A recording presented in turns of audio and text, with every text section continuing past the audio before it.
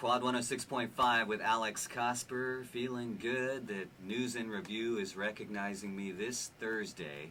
They're doing some article about books various people have read, and I just hope they print the intelligent part of the interview I gave them, because I was sketchy about a lot of stuff. Like one book, you know, I gave the author and title and I sounded coherent about it.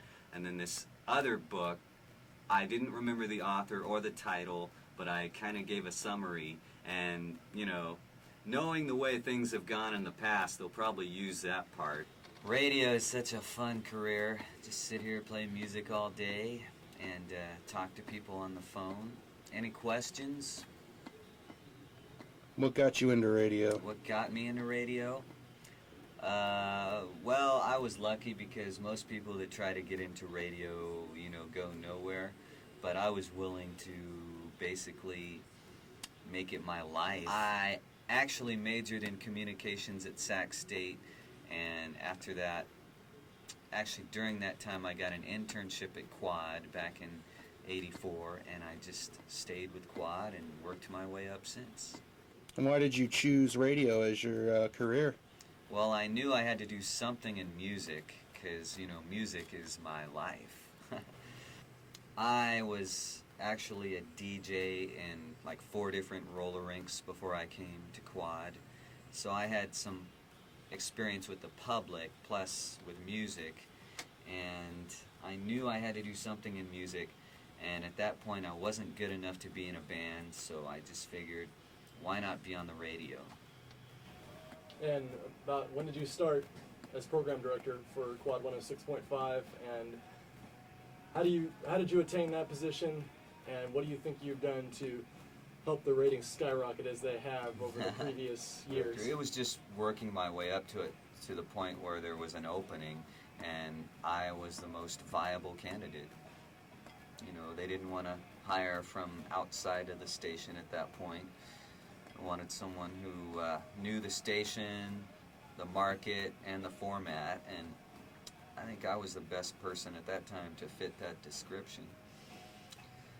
But what was the rest of that question? The rest was, how long have you been program director, and how much do you think you're responsible for the ratings to have gone through the roof like they have? What do you think totally. And what do you think you've done to contribute? How long have you been doing that? Well, in '91 they named me program director, but it wasn't really until '93 I really had all the control and power that a program director has, which is pretty much overseeing the station, the on-air sound, and, you know, making sure we always sound better than everybody else. The ratings began to skyrocket in '93 and have continued to prevail up through '96. And right now I'm kind of looking for my next song, so bear with me here. I have 30 seconds to do it. It's a race against time, but I am calm, cool, and collective, never panicking. Okay, did I fully answer the question? No, just back to part 3, as opposed to the question as to where you would tell us how you're responsible for the high ratings. Okay, well, I think it comes to talking with a lot of people on the phone. You know, I do the all request lunch hour at noon, and I have a good feeling for what the audience wants to hear.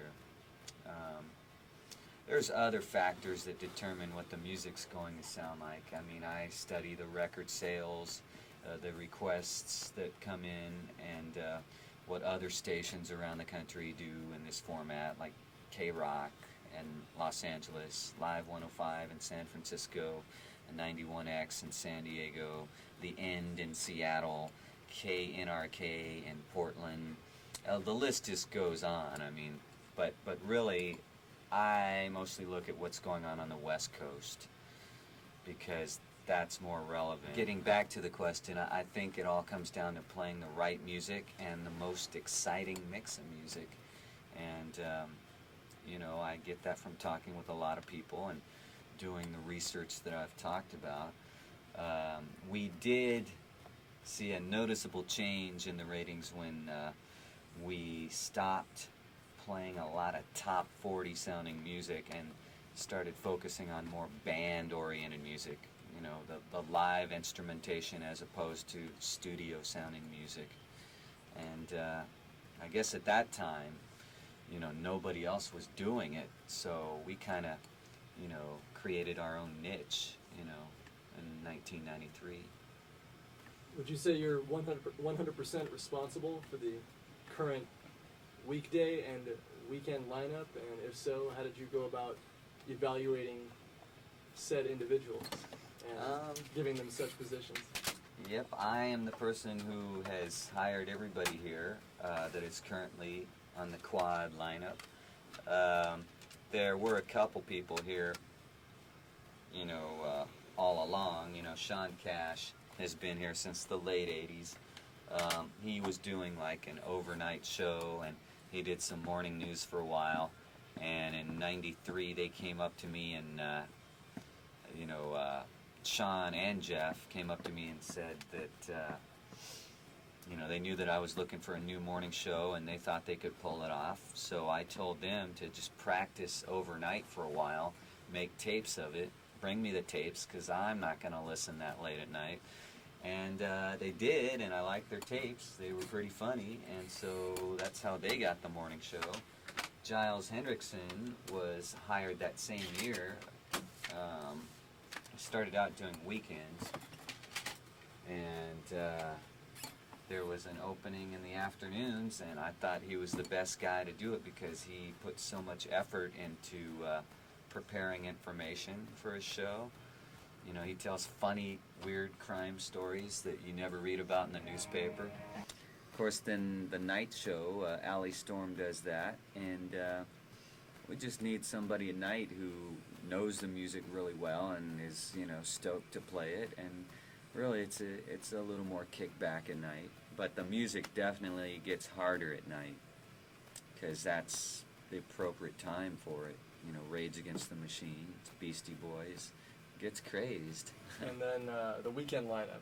Weekend lineup. Well, you know, the weekend lineup is not always the same. You know, it changes every weekend. I think I've nailed down some pretty reliable people, and one of those persons is Peter Davis, who also comes in and does movie reviews during my show. Would this be Peter Davis just to your right? But so I came up here, and after, you know, meeting, okay, back to the jocks, Brad Adams, Sean and Jeff, Giles Hendriksen, thanks to a lot of them. I got to sit in on a show with Giles Hendriksen, and so eventually I was directed towards Alex Cosper, who, as we discussed previously, is the program director and oversees everything at the station. And to quote Allie Storm, is what she had to say about him, he's the man. So I figure I got to talk to this guy. So I talked to him, and so I started interning with Alex Cosper, as I still do on Tuesdays. And my second day interning, I was offered a job to run the board for the Alphabet Club, which was really just to babysit the board, make sure the station didn't go off the air, and to play station sweepers at the appropriate times. What are station sweepers? Yes, just so everyone isn't too confused on it. Sweepers are pre-recorded liners you would hear for the station, like not someone actually saying it, but a recorded message, like one that says something like this. We have a little sample of one here. Alex is going to line one up here. Yeah, he's got one ready. 106.5. So when you hear a recording of something like that, that's a station sweeper. All right, Alex, I have another question for you. Okay, what is that? You're running a contest now, right? Exactly. What are you running a contest for? For the Cable Guy premiere tickets. Yeah? Let me ask you a really personal question. Okay. Being a jock, do you like running contests? Be honest. I'm going to be as honest as possible. I enjoy the idea of the contest, that, you know, it's giving people a chance to get into something exciting, like a, you know, sneak preview. I'm into it, but like in a contest, I just kind of rip through it real quick. Like, Let's see what's going on quad here. you caller 1, try again, please. Quad you caller 2, try again, please. Quad you caller 3, try again, please. All right. And, you know, I just keep going till I get somebody.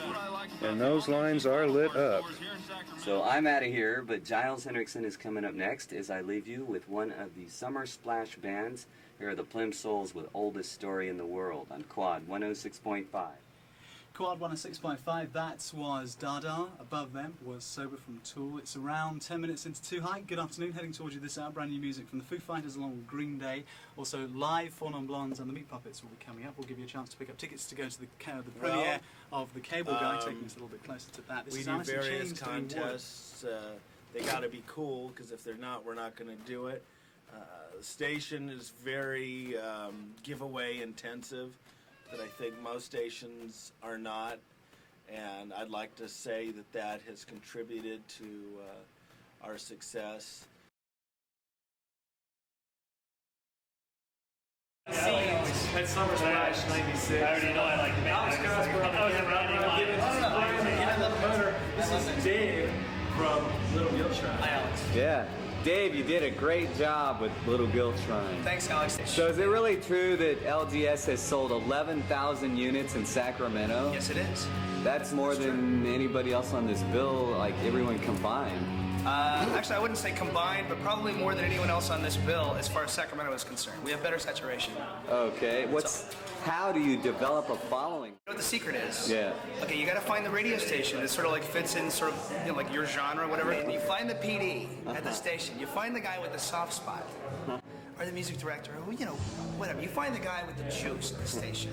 Okay? And you go right at him. Like, you know, basically, that's the whole thing. If you got that, you can sell records. Feel the audience was with you. Yeah, I felt they wanted to get rid of me too. That's why I said sure. Bye-bye. Jerry Perry, the man who puts together Alive and Kicking. What a great publication.